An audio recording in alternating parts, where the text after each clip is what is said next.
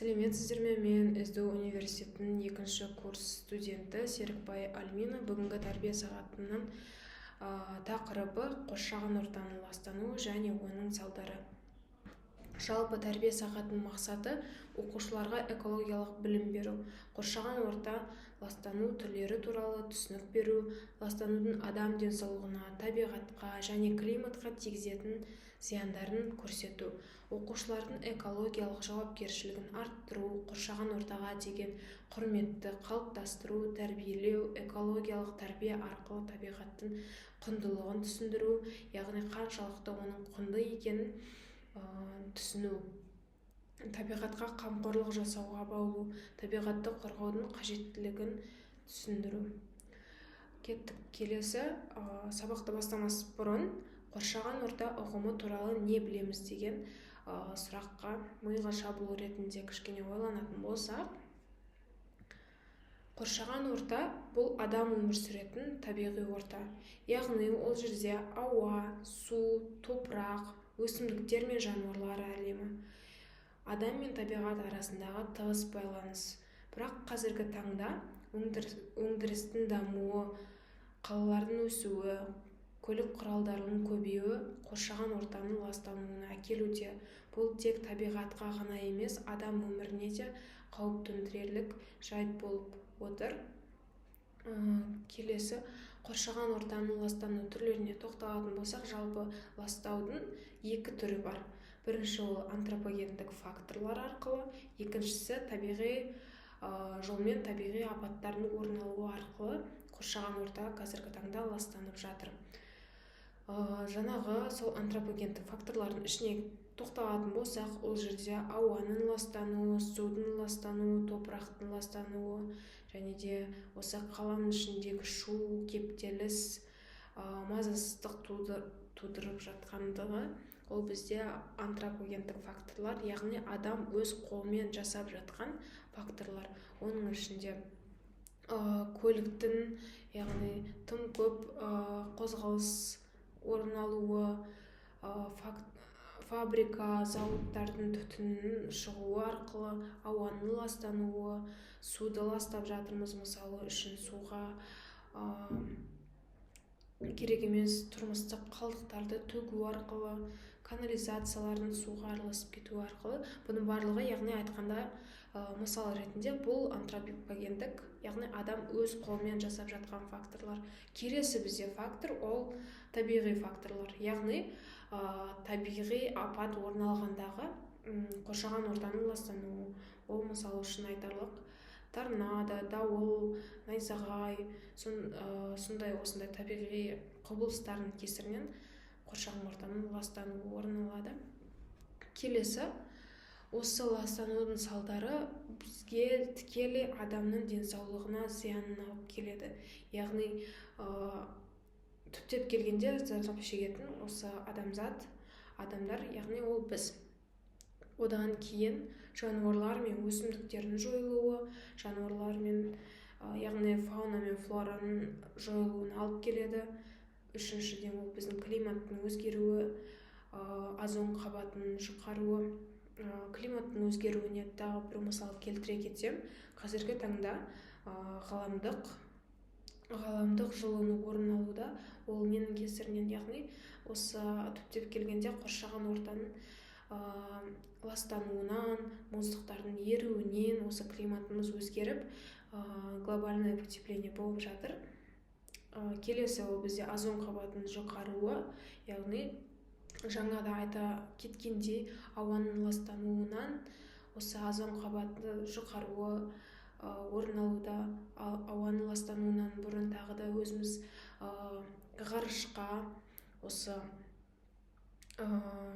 ғарышқа жаңағы ракеталар, зымыран барлығы ұшқан кезде осы озон қабаты тесіліп, оның жұқаруына алып келіп жатыр. Келесі, бізде осы ластануды азайтудың жолдарына келетін болсақ, бұл ең қарапайым, ең банальны түрлері қоқысты сұрыптап, қайта өңдеу. Яғни қазір білеміз, барлық жерде, әрбір аулада қоқыс тастайтын жерде өзіміздің арнайы жәшіктер тұрады, яғни пластикті салатын, қағаз, яғни тұрмыстық қалдықтарды салатын. Осы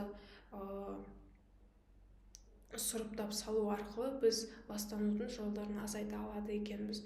Экологиялық білім беру мен тәрбие бұл осы мектептерде, жоғарғы білім беру орындарында оқушыларға, студенттерге экологиялық білім беру арқылы біз ластанудың алдын ала аламыз, және де әрбір отбасында баланың кішкентай күннен бастап тәрбие беріп, табиғатқа деген мейірімділік, қамқорлық, осындай сана ой туған кезде адам ондай нәрсеге яғни бармайды. Келесі жасыл энергия көздерін пайдалану. Ол дегеніміз, жасыл энергия көздерін пайдалану дегеніміз, яғни жаңағы көліктен шығып жатқан газ, фабрикалардан шығып жатқан түтіндер, осылардың барлығын альтернативті, яғни табиғи жолмен айырбастау. Келесі ағаш отырғызу, табиғатты қорғау. Ағаш отырғызу арқылы біз ауаны біршама тазарта аламыз. Өйткені ағаш өсімдіктерден жалпы оттек бөлінетінін барлығымыз білеміз. Осы өсімдіктерді көбейту арқылы біз ауаны тазарта аламыз. Келесі заңдар мен экологиялық жобаларды жүзеге асыру. Біздің елімізде табиғатты қорғау, табиғатты таза ұстау жөнінде заңдар енді мемлекетімізде жүзеге асып келе жатыр. Жалпы осы экологиялық жобаларды бізде жүзеге асып жатыр. Соның ішінде жасыл ел бағдарламасы әрбір мектепте орын алып, әрбір мектепте оқушыларды, яғни табиғатты қорғау, табиғатқа деген мейірімділік, табиғатты таза ұстау, ластамау секілді осындай экологиялық жобалардың жүзеге асырылуы арқылы елімізде табиғатты қайтадан бір ластанудың жолын алдын алу жолдары осылай қарастырылуда. Келесі бұл жерде мен осы қоршаған орта ластануының түрлері мен салдар туралы бейнероликті тіркеген болатынмын.